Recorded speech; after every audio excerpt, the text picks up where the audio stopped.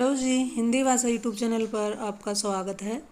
इस वीडियो में हम चर्चा करने वाले हैं हिंदी साहित्य का इतिहास और उसमें भी ये प्रश्न हमारे रहेंगे 62 के आसपास, जो कि भक्ति काल से संबंधित रहेंगे, जो किसी भी कॉम्पिटिटिव एग्जाम की दृष्टि से बड़े ही महत्वपूर्ण प्रश्न रहते हैं, क्योंकि इनमें से 2-4 क्वेश्चन जरूर पूछ लिए जाते हैं।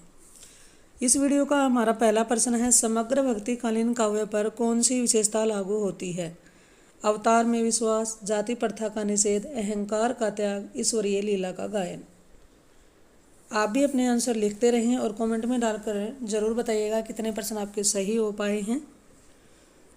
आपने अपना आंसर सोच लिया होगा। चलिए मैं इसका आंसर आपको बता देती हूँ। इसका आंसर रहेगा ऑप्शन सी, अहंकार का त्याग। अगले प्रश्न की बात करें, कबीर की भाषा को पंचमेल खिचड़ी किसने कहा है? बहुत ही महत्वपूर्ण प्रश्नों पर चर्चा की जा रही है। आचार्य रामचंद्र शुक्ल ने, बाबू श्याम सुंदर दास ने, डॉक्टर रामकुंवर वर्मा ने, डॉक्टर नामवर सिंह ने। पंचमेल खिचड़ी कहने वाले, कबीर की भाषा को पंचमेल खिचड़ी कहने वाले आचार्य का नाम क्या है? तो जी उनका नाम है बाबू श्याम सुंदर दास। अगर आपका यही जवाब आया है तो आपकी बड़ी ही ज़ोर शोर से तैयारी चल रही है। इसी प्रकार तैयारी करते रहें और आगे बढ़ते रहें।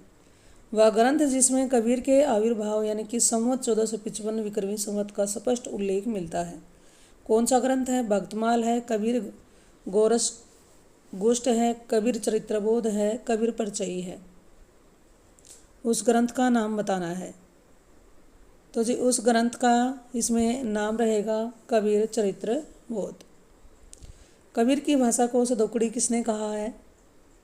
डॉक्टर रसाल, डॉक्टर रामकुंवर वर्मा, हजारी प्रसाद द्विवेदी, रामचंद्र शुक्ल। कबीर की भाषा को सदोकड़ी कहने वाले आचार्य का नाम क्या है? उनका नाम है डॉक्टर रामचंद्र शुक्ल। कबीर के साहित्य में किस तत्व की प्रधानता है? रस, अलंकार, छंद, संदेश। कबीर के साहित्य में किस तत्व की प्रधानता है? तो जी उनके तत्वों में रही है प्रधानता संदेश की। संत कबीर के संबंध में कौन सा कथन असत्य है? कबीर सिकंदर लोदी के समकालीन थे। आईने अकबरी में कबीर का उल्लेख नहीं है। संत रैदास कबीर के समकालीन थे। कबीर के काव्य में प्रतीक योजना सुसंबद्ध है। संत कबीर के संबंध में कौन सा कथन गलत है? इसका सही आंसर होगा ऑप्शन बी, आईने अकबरी में कबीर का उल्लेख नहीं है, अतः यह कथन क्या है? गलत है। हिंदी का निर्गुण काव्य किस संप्रदाय से प्रभावित माना जाता है? श्री संप्रदाय, ब्रह्म संप्रदाय, नाथ संप्रदाय या सनक संप्रदाय? हिंदी का निर्गुण काव्य संप्रदाय किससे प्रभावित माना जाता है? तो ये माना जाता है नाथ संप्रदाय से।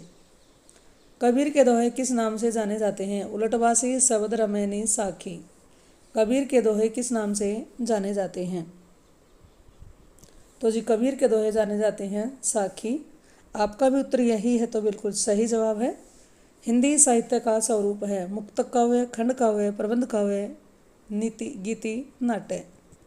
संत काव्य का स्वरूप इनमें से क्या रहा है? तो जी ये क्या है? मुक्तक काव्य माने जाते हैं। कबीर के गुरु कौन थे? वल्लभाचार्य, रामानंद, नरहरिदास, विठलनाथ। कबीर के गुरु का नाम क्या है? रामानंद। कबीर का दार्शनिक चिंतन है, किस में विश्वास रखते थे? एकेश्वरवादी, रहस्यवादी, द्वैतवादी, अद्वैतवादी। कबीर का दार्शनिक चिंतन बताना है। तो जी उनका दार्शनिक चिंतन है ऑप्शन बी, रहस्यवादी। रहस्यवादी संत कवियों में कबीर को सर्वोच्च माना गया है। क्यों माना गया है? आचार्य रामचंद्र शुक्ल ने, यानी कि रहस्यवादी संत कवियों में सर्वोच्च माना गया है। किसने माना है? आचार्य रामचंद्र शुक्ल, डॉक्टर हजारी प्रसाद द्विवेदी, डॉक्टर श्याम सुंदर दास, बाबू गुलाब राय। इसका सही जवाब होगा डॉक्टर श्याम सुंदर दास ने। निर्गुण साधक भक्ति कवियों में काल क्रम अनुसार प्रथम उल्लेख किसका मिलता है? ज्ञानदेव, नामदेव, कबीर, रैदास। तो जी सबसे पहले मिलता है इसमें उल्लेख ज्ञानदेव जी का। सुरती से क्या तात्पर्य है? भक्तिकाल में सुरती जैसे बहुत सारे शब्द आए हैं तो बड़े ही इम्पोर्टेंट हैं, इनके अर्थ भी पूछ लिए जाते हैं। तो सुरती शब्द का क्या अर्थ है? उन्माद, विरक्ति, ध्यान, आनंद का अनुभव। सुरती का अर्थ इसमें से होगा हमारा आनंद का अनुभव। नीरति, इसी प्रकार अगला शब्द आ गया है। नीरति का क्या अर्थ है? जगत प्रपंच से विरक्ति, आराध्य से सुष्ठुरति, कुंडलिनी जागरण, ब्रह्म दर्शन की अनुभूति। तो जी नीरति का अर्थ इसमें क्या है? जगत प्रपंच से विरक्ति। संत कवियों का ब्रह्म या परम तत्व एक केशववादी विचारधारा से पुष्ट किसके निकट है? द्वैतवाद के, अद्वैतवाद के, द्वैत अद्वैतवाद के, शुद्ध द्वैतवाद के। संत कवियों का ब्रह्म या परम तत्व एक केशववाद विचारधारा से पुष्ट किसके निकट है? तो जी ये निकट किसके हैं? अद्वैतवाद के।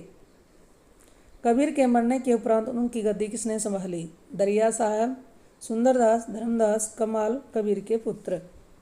कबीर के मरने के बाद उनकी गद्दी संभालने वाले कौन थे? तो जी इसका सही जवाब हमारा है धर्मदास। अगले प्रश्न की बात करें, कबीर किस मुगल शासक के समकालीन थे? कबीर किस मुगल शासक के समकालीन रहे थे? अकबर, मोहम्मद तुगलक, अलाउद्दीन, सिकंदर लोधी। तो इसमें भी आपने भी अपना आंसर लिख लिया होगा। चलिए इसका आंसर बताती हूँ। ये रहे हैं सिकंदर लोधी के। कबीर का निधन कहाँ हुआ था? काशी, मगहर, प्रयाग, मथुरा। कबीर का निधन कहाँ हुआ था? तो जी उनका निधन हुआ था मगहर में। कबीर की पत्नी का क्या नाम था? कबीर की पत्नी का क्या नाम था? रत्नावली, कमाली, चंद्रावती, लोई। तो जी उनकी पत्नी का नाम था लोई और उनकी बेटी का नाम था कमाली। कबीर परिचय के रचयिता कौन हैं? अनंतदास, नाभादास, धर्मदास, गोकुलनाथ। तो कबीर परिचय के रचयिता हमारे हैं अनंत दास। अगले प्रश्न की बात करें, बहुत ही महत्वपूर्ण प्रश्न है। उल्टबासी का अर्थ क्या है? एक प्रकार का काव्य छंद है। किसी बात का उल्टा जवाब देना। विशिष्ट प्रतीकात्मक शैली काव्य शैली। हठ योग साधना की विशेष पद्धति। तो जी उलटबासी का इसमें क्या अर्थ है? तो इसका सही जवाब होगा विशिष्ट प्रतीकात्मक काव्य शैली। धर्मदास का प्रसिद्ध ग्रंथ कौन सा है? धर्मदास के प्रसिद्ध ग्रंथ का नाम है ज्ञान सागर, सुख निधान, अलखवाणी, हरड़े वाणी। तो जी उनके प्रसिद्ध ग्रंथ का नाम है सुख निधान। भक्ति काव्य का मूल कथ्य है अहंकार त्याग, आडंबरों का विरोध, गुरु महिमा, भक्ति। भक्ति काव्य का मूल कथ्य इसमें से क्या है? तो जी ये है इसमें भक्ति। संतों ने नारी के किस रूप की निंदा की है? अशिक्षित, कामिनी, पतिव्रता, संपूर्ण नारी जगत की। संतों ने नारी के किस रूप की निंदा की है? तो जी उन्होंने निंदा की है इसके कामिनी रूप की। संत साधना का साहित्यिक रूप प्रारंभ हुआ है कहाँ से? काशी से, प्रयाग से, पंढरपुर से, उज्जैन से। तो संत साधना का साहित्यिक रूप हमारा प्रारंभ हुआ था पंढरपुर से। ऑप्शन सी इसका जवाब होगा। सिख संप्रदाय के प्रवर्तक तथा प्रथम गुरु किसको माना जाता है? सिख संप्रदाय के प्रवर्तक या प्रथम गुरु कौन है? अर्जुन देव, गोविंद सिंह, अंगद सिंह, नानक देव। तो जी वो कौन है? नानक देव। सिख संप्रदाय के प्रवर्तक और प्रथम गुरु माने जाते हैं नानक देव। नानक दर्शन का सार तत्व क्या है? जपूजी, असा, दीवार, रहीद, रास, सोहिला। नानक दर्शन का सार तत्व क्या है? तो जी ये क्या है? जपूजी। कबीर अपने परम तत्व को राम कहते हैं। इसी परम तत्व को गुरु नानक ने क्या कहा है? प्यारा शब्द ब्रह्म अलख। तो जी गुरु नानक देव ने इसको कहा है शब्द। अंग वधु में किसकी रचनाएं संग्रहित हैं? मलुकदास की, दादू दयाल की, मिस्किन दास की, यारी साहब की। अंग वधु में किसकी रचनाएं संग्रहित हैं? तो जी ये रचनाएं हैं दादू दयाल की। दादू की रचनाओं का संग्रह हरड़े वाणी नाम से किया था किसने? रजब और मलुकदास ने, यारी साहब और बुल्ला साहब ने, संत और जगन्दास ने, गरीबदास तथा मिस्किन दास ने। तो जी इसका सही जवाब हमारा है संत दास और जगन्दास ने। निम्नलिखित में से कौन सा शासक दादू के उपदेशों से बहुत प्रभावित हुआ था? अकबर, शाहजहाँ, औरंगजेब, बहादुर शाह, जफर। कौन सा शासक दादू के उपदेशों से प्रभावित रहा है? तो उसका नाम है अकबर। अगला हमारा प्रश्न है, दादू दयाल के साहित्य की सबसे प्रमुख विशेषता क्या है? बाह्य आडंबरों का विरोध, सरल और बोधगम्य भाषा, निर्भीक अक्कड़ कटुक्तियों की प्रचुरता, आत्मसमर्पण की भावना। दादू दयाल के साहित्य की प्रमुख विशेषता इसमें से क्या है? तो जी उनकी विशेषता है सरल और बोधगम्य भाषा का प्रयोग उन्होंने किया था। दादू साहब ने किस संप्रदाय की स्थापना की? एकनामी, कनफटा, परब्रह्म, सहजिया। दादू साहब ने किस संप्रदाय की स्थापना की है? तो उन्होंने की थी परब्रह्म की। निर्गुण पंथियों में सर्वाधिक शिक्षित संत कौन हैं? बहुत ही महत्वपूर्ण प्रश्न चल रहे हैं, अपना ध्यान बनाए रखें।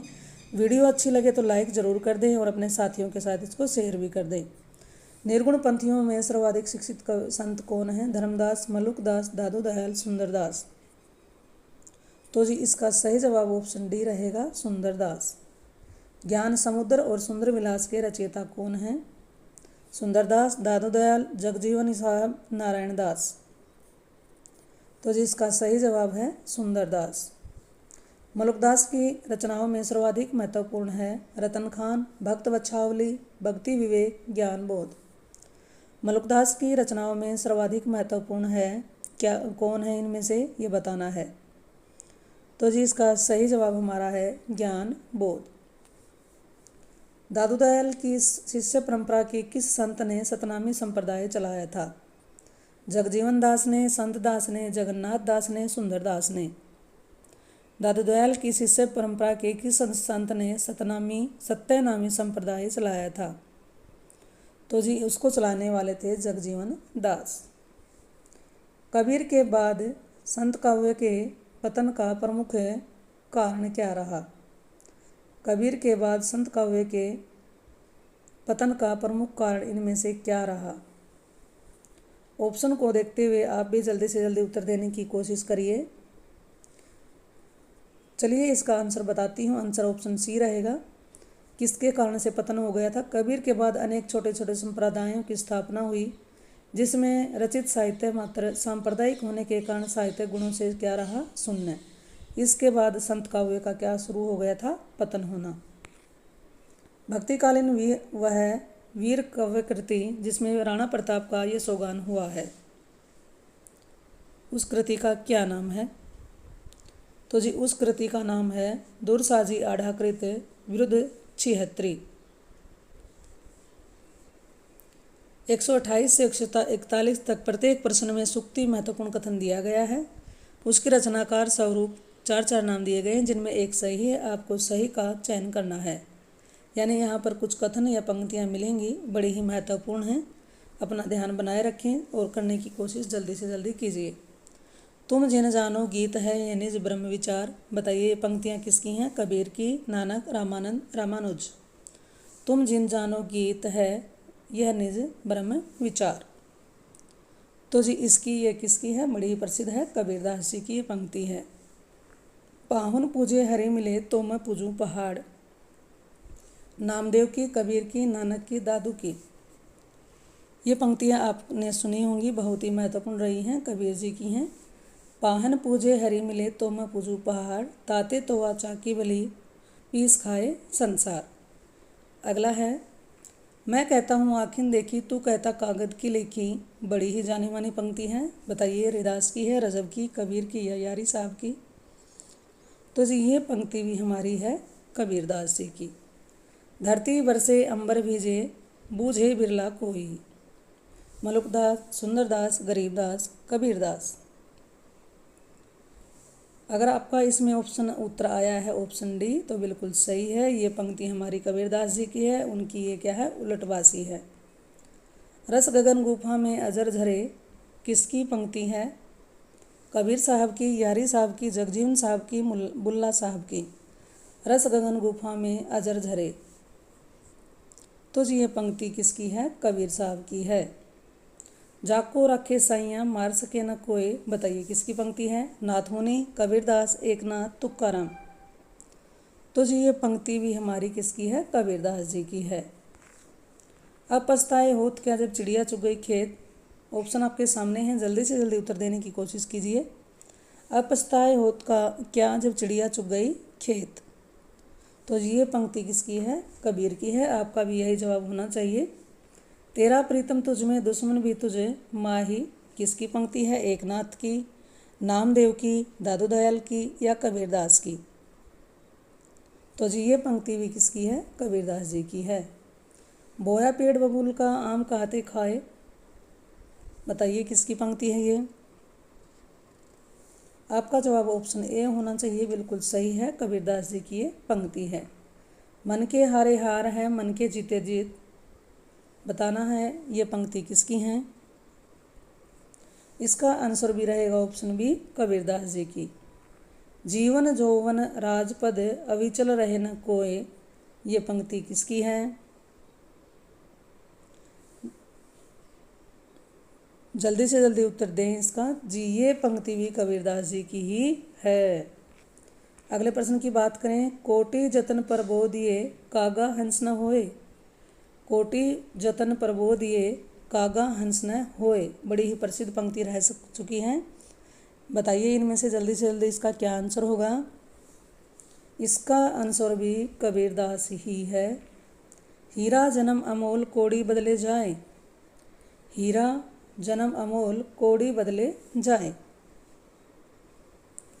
इसका आंसर रहेगा ऑप्शन ए, नानक देव की ये बड़ी ही प्रसिद्ध पंक्ति रह चुकी है। कबीर कानी राखी नहीं वर्णाश्रम सट दर्शनी, ये पंक्तियाँ किसकी हैं? तो जी ये पंक्ति है नाबादास जी की। इसमें नेक्स्ट हमारा प्रश्न है, सूफियों द्वारा अपनाई गई मसनवी शैली से क्या तात्पर्य है? यानी मसनवी शैली का क्या अर्थ है, ये पूछा गया है। तो ऑप्शन को जल्दी से जल्दी देख लें और अपना आंसर जल्दी से जल्दी इसमें लिख दें। इसका सही जवाब बता देती हूँ। सही जवाब है ऑप्शन बी, रचना के आरंभ में ईश वंदना, पैगंबर की स्तुति, सहाय वक्त की प्रशंसा आदि, ये इसका क्या है? मसनवी शैली में होता है। अगला प्रश्न हमारा है, हिंदी का प्रथम सूफी कवि कौन है? जायसी, मुल्ला वजही, मुल्ला दाऊद, नूर मोहम्मद। तो जी उसका क्या नाम है? मुल्ला दाऊद। सूफी मत में साधना के कितने सोपान माने गए हैं? 2, 3, 4, 5। सूफी मत में साधना के कितने सोपान माने गए हैं? तो जी उसमें साधना के 4 सोपान माने गए हैं। कौन कौन से होते हैं वो? शरीयत, तरीक़त, हकीकत, मारिफत। चलिए नेक्स्ट प्रश्न, प्रेम आख्यान काव्य परंपरा सूफी कवियों का मुख्य दर्शन क्या है? इसी का ही ये दूसरा नाम है तसव्वुफ़, हनफी, अहले हदीस, अहमदिया। प्रेम आख्यान काव्य परंपरा या सूफी कवियों का मुख्य दर्शन बताइए कौन सा है? तो जी उनका क्या है? तसव्वुफ़। अष्टछाप के किस भक्ति कवि ने प्रेम आख्यान परंपरा का काव्य ग्रंथ लिखा था? अष्टछाप के किस भक्त कवि ने प्रेम आख्यान परंपरा का काव्य ग्रंथ लिखा है? तो जी उनका नाम क्या है? नंददास। कुतुबन द्वारा रचित प्रेम आख्यानक काव्य है प्रेमावती, मधुमालती, मृगावती, स्वप्नावती। तो जी उसका नाम है मृगावती। मधुमालती के रचनाकार कौन हैं? असाइद, मुल्ला दाऊद, कुतुबन, मंझन। मधुमालती के रचनाकार कौन हैं? तो जी उसके रचनाकार का नाम है मंझन। मधुमालती प्रेम आख्यानक काव्य का नायक कौन है? आप अपना आंसर जल्दी से जल्दी लिखते रहें। मधुमालती प्रेम आख्यानक काव्य का नायक कौन है? आपने आंसर लिख लिया होगा। चलिए इसका आंसर मैं आपको बता देती हूँ। आंसर इसमें क्या है? इसमें ऑप्शन ए, मनोहर। मुल्ला दाऊद कृत चंदायन किस लोक कथा पर आधारित है? ऑप्शन 4 हैं, जल्दी से जल्दी उत्तर देने की कोशिश करें। मुल्ला दाऊद कृत चंदायन किस लोक कथा पर आधारित है? तो जी इसका आंसर आपका ऑप्शन ए आया है, तो बिल्कुल सही है, चन्नैनी। तो इस तरह से इस वीडियो में हमने लगभग 62 प्रश्नों पर चर्चा की है। वीडियो आपको कैसी लगी ये ज़रूर बताइएगा, और अच्छी लगे तो इसे लाइक करें और अपने साथियों के साथ भी इसको शेयर करते रहें। चैनल पर अगर आप पहली बार आए हैं तो इस चैनल को सब्सक्राइब कर लें।